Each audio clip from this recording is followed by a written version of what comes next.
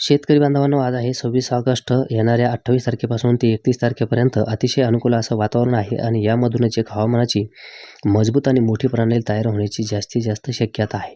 या संदर्भाची आपण डिटेल आणि सविस्तर माहिती समजून घेणार आहोत, तेव्हा आपण व्हिडिओ शेवटपर्यंत नक्की बघा. सुरुवातीला जर बघितलं आपण, बंगालच्या उपसागराच्या मध्यवर्ती आणि थोड्याशा पश्चिम भागाच्या आसपास एक हवेची चक्राकार स्थिती आहे. अजून हिच्यापासून कसल्याही प्रकारची सिस्टीम बनलेली नाही. ही फक्त आता सध्या हवेची चक्राकार स्थिती आहे, परंतु तरी देखील उपसागराच्या बहुतेक भागामध्ये हिने ढगांची चांगल्यापैकी दाटी वाढवलेली आहे आणि यावरून आपण समजू शकतो की ही काही साधीसुधी सिस्टीम न राहता एक अवाढव्य आणि मोठी प्रणाली तयार होण्याची शक्यता वाढली आहे. आणि ही सिस्टीम तयार होणं अत्यंत गरजेचं होतं, कारण की आपण जेव्हा 30 मार्च रोजी संपूर्ण मान्सून दिलेला होता, त्यामध्ये तारखा सांगितलेल्या होत्या. त्यामध्ये 26 ते 27 तारखेनंतर पावसाचं पुनरागमन होण्याचा शेतकरी बांधवांना अंदाज दिलेला होता आणि तो अंदाज टिकवण्यासाठी किंवा शेतकरी बांधवांचा जो विश्वास आहे तो अबाधित राहण्यासाठी पावसाचं पुनरागमन होणं अत्यंत गरजेचं होतं. थोड्याफार तारखामध्ये किंवा दिवसामध्ये मागं पुढं झालं असतं तर शेतकरी बांधवांनी ॲडजस्ट करून घेतलं असतं. ते म्हटल्यास ते खूप अगोदर सांगितलेलं होतं, थोडेफार दिवस इकडे तिकडे होतील, 8-10 दिवस. मात्र आता तशा प्रकारची परिस्थिती राहिलेली नाही, कारण की मध्य महाराष्ट्र असो, मराठवाडा असो, किंवा उत्तर महाराष्ट्र असो, बहुतेक या ठिकाणी आता सध्या पिकं सुकू लागलेले आहेत आणि आता विश्वासाची आणि अभ्यासपूर्ण माहिती शेतकरी बांधवापर्यंत अत्यंत जाणं गरजेचं आहे.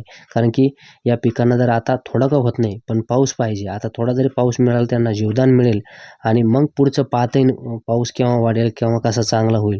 मात्र आता सध्या अत्यंत पावसाची गरज आहे.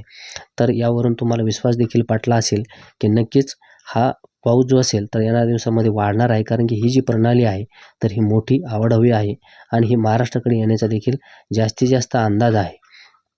या अगोदर जर आपण बघितलं, अनेक कमी दाबाचे क्षेत्र किंवा तीव्र कमी दाबाचे क्षेत्र बनायचे, मात्र ओडिशा आणि छत्तीसगड ओलांडून सरळ हे उत्तर प्रदेश, मध्य प्रदेश, त्यानंतर राजस्थानकडे जायचे आणि तिकडेच पाऊस देत होते. काही प्रमाणामध्ये विदर्भाच्या बहुतेक भागामध्ये आपल्याला बघायला भेटायचा मध्यापासून पूर्वेकडे, मात्र पश्चिमेकडे देखील कमीच असायचा. मध्य महाराष्ट्र आणि मराठवाड्यामध्ये देखील पाऊस कमीच पडत होता. आता ही प्रणाली पहिल्यासारखी काही उत्तरेकडे जाण्याची शक्यता नाही आहे. जास्तीत जास्त माझा स्वतःचा अंदाज आहे की ही जी प्रणाली असेल तर ही महाराष्ट्राकडेच येईल. विदर्भाच्या पूर्वेकडे भागामधून जरी गेली तरी पण संपूर्ण महाराष्ट्रामध्ये पाऊस वाढणारच आहे. मात्र कदाचित जर ही कधी आंध्र प्रदेशनंतर तेलंगणा ओलांडून सरळ मराठवाडा किंवा मध्य महाराष्ट्राकडे जर आली तर महाराष्ट्राच्या किंवा मध्य महाराष्ट्र, मराठवाड्याच्या भागामध्ये मुसळधार ते अतिमुसळधार किंवा अतिवृष्टीच्या नोंदी देखील या ठिकाणी बघायला भेटणार आहे. या संदर्भाची संपूर्ण अभ्यासू माहिती तुमच्यापर्यंत 1-2 दिवसामध्ये उद्या किंवा परवा तर मी पाठवणारच आहे. याचा ट्रॅक कशाप्रकारे असू शकतो आणि हवामान विभागाची देखील माहिती तुमच्यापर्यंत मिळणार आहे. सुरुवातीला ही प्रणाली जी असेल तर जरी आपल्याकडे डायरेक्ट नाही आली, परंतु तरी देखील उद्या जरी थोडासा पाऊस नाही वाढला, मात्र 29-30 तारखेपासून राज्यामध्ये हळूहळू चांगल्यापैकी ढग जमा व्हायला लागेल आणि यामधून विजांसहित गडगडाटी पाऊस सुरू होईल. जसं की दक्षिण मध्य महाराष्ट्र असो किंवा मराठवाडा आहे, अहिल्यानगर, बीड असेल, जळगाव, धुळे असेल, छत्रपती संभाजीनगर, जालना, बीड, परभणी, हिंगोली या संपूर्ण भागामध्ये थोड्या भागासाठी विजा आणि गडगडाट या ठिकाणी सुरू होईल. भले हा पाऊस सार्वत्रिक होणार नाही, मात्र परंतु तरी देखील शेतकरी बांधवांमध्ये आशा निर्माण होईल की पाऊस सक्रिय होतोय. थोडेसे 1-2 दिवस गेले की पुन्हा संपूर्ण राज्यामध्ये पाऊस वाढेल. म्हणजे ही प्रणाली जशी जशी जवळ येऊ लागेल तसा तसा पाऊस वाढेल आणि सप्टेंबर महिन्याचा जो पहिला आठवडा आहे किंवा सप्टेंबर महिन्याच्या पहिल्या आठवड्याच्या सुरुवातीला राज्यामध्ये चांगल्यापैकी पाऊस वाढेल. कारण की आठवड्याच्या सुरुवातीच्या 1-2 तारखेच्या आसपासच ही प्रणाली जी असेल तर महाराष्ट्राच्या जवळ येण्याची अधिक शक्यता आहे. कारण की तिच्याचं बनण्याची स्पीड किंवा गती, प्रोसेसिंग जर आपण बघितली तर अतिशय फास्ट आहे. कारण की ही खूप गतीने या ठिकाणी बनत आहे आणि त्याच गतीने खूप वेगाने या अंतर्गत भागामध्ये शिरणार आहे आणि तिथून पुढे बहुतेक ठिकाणी पाऊस वाढणार आहे.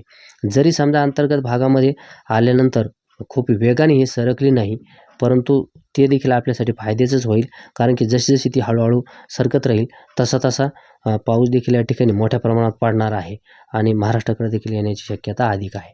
नक्कीच आपण संपूर्ण व्हिडिओ बघून व्यवस्थित प्रकारे समजून घेतलेला आहे. त्यामुळे व्हिडिओला या ठिकाणी लाईक करा, नवीन असाल तर चॅनल सबस्क्राईब करा. आता 1-2 दिवस हे असेच थोड्याफार भागासाठी आपल्याला पाऊस बघायला भेटेल. बाकी ठिकाणी थोडंसं ऊन वाढेल, अजून देखील काही ठिकाणी ऊन वाढेल. एक दुसऱ्या ठिकाणी पावसाच्या नोंदी आपल्याला बघायला भेटतील, मात्र खूप मोठ्या किंवा चांगल्या क्षेत्रावरती राहणार नाही. थोडासा पाऊस रिड्यूस होण्याची जास्तीत जास्त शक्यता आहे. थोडासा उन्हाचा चटका वाढेल आणि ही परिस्थिती फक्त उद्या किंवा फार तर फार 15पर्यंत राहण्याचा अंदाज आहे आणि तिथून पुढे चांगल्यापैकी पावसाचं पुनरागमन होईल. आपण संपूर्ण व्हिडिओ बघितला त्याबद्दल तुमचे मनापासून धन्यवाद.